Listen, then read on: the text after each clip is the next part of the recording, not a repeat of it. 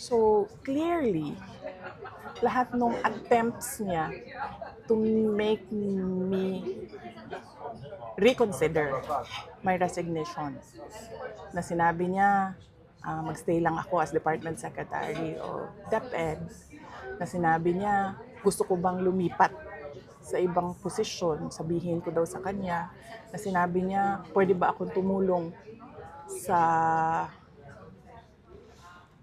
midterm elections ng 2025. So, hindi iyon actions ng taong tumitingin as failure ako. Action yon ng taong tumitingin na kailangan niya yung trabaho ko.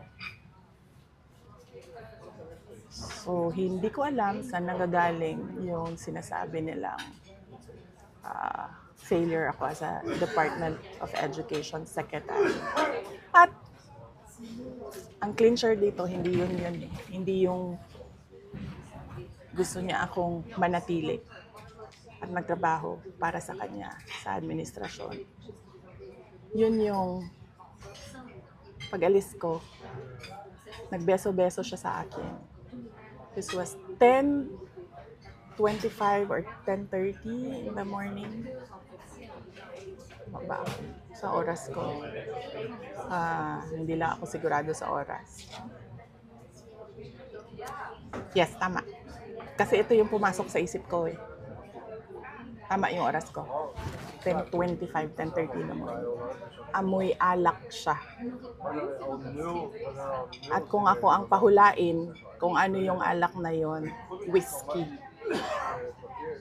Pero, hindi ko naman siya nakita nag-inom ng whiskey. Nakikita ko siya lagi umiinom ng champagne.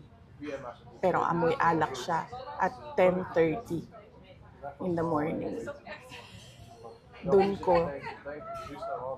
Doon na-confirm yung decision ko na mag-resign. So, hindi ako ang failure. Siguro, ang failure is yung 10:30 pa lang ng umaga, amoy alak ka na.